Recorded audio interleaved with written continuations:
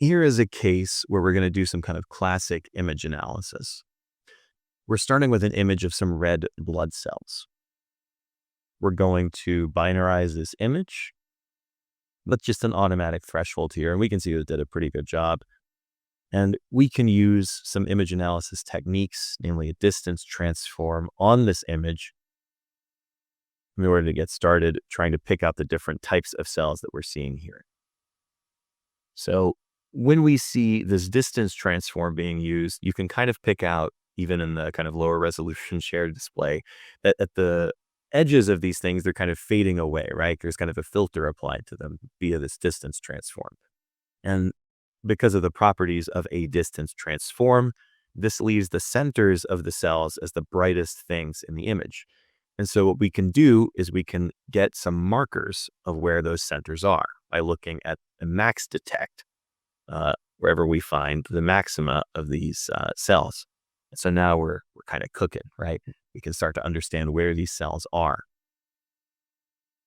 We do something a little bit fancy here using some watershed components, is we're going to basically look at the individual cells associated with each of these maxima, and then we're going to colorize them using watershed components.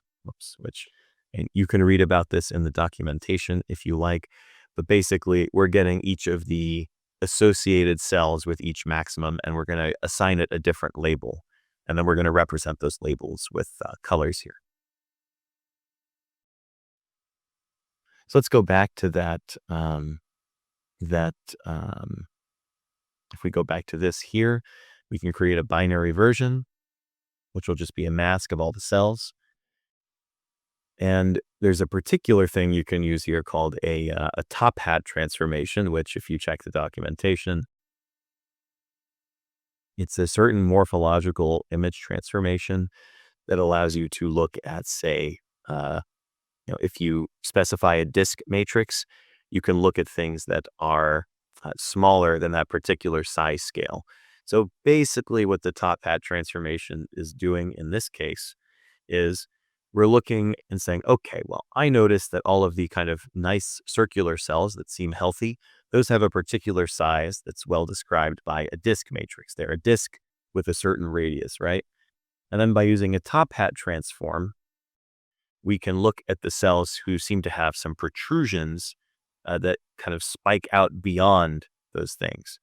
What we're going to do here is there's this incredible function, select components, which you can do when working with images and doing image analysis, where you can talk about properties of all the different components in the image. So I can look at like, what is the area of each thing in pixels?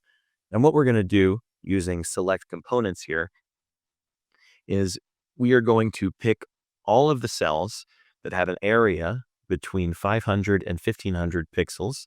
And then, this is just a logical operator, and the mean value here is going to be between 0.05 and 1. So that is, we're picking cells that have a certain total area in their kind of spikiness here. And we want to make sure that that area is more than 5% of the total area. And then we can just highlight that in the image. And with, objectively, just a few lines of code, we've been able to pick out the unhealthy cells from this image and highlight them and, put some nice outlines around them where they exist. Quick poll question about this one, even though I blazed through it. What does a top hat transformation do? Does it number the connected components of a black and white image? Does it remove shapes that are below a certain size? Does it remove components with a perimeter to radius ratio of greater than 2 pi? Does it find the centers of individual clusters of connected components? Or maybe you're not sure. And I will show the result of a top hat transformation as kind of a hint here.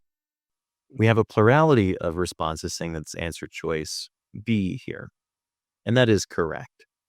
So the basic idea behind a top hat transform is that you can specify, there are a couple of different things you can do, but here what we're doing is we're specifying that we want to remove anything that has, that has a size of this, or larger. So we remove the kind of circular chunks, and then we're left with the things that are on the edges of the circular chunks.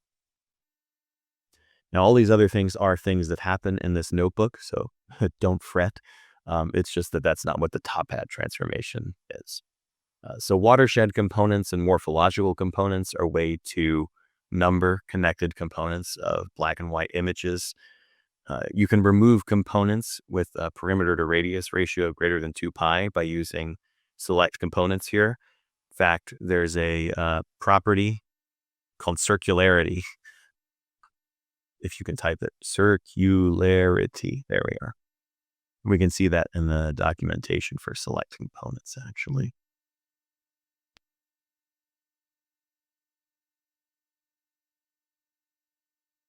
So here's just some example, select those components who have no components enclosing them. One example. Select the smallest ones by total pixel count, the 3 smallest ones. It works in 3D as well for 3D images.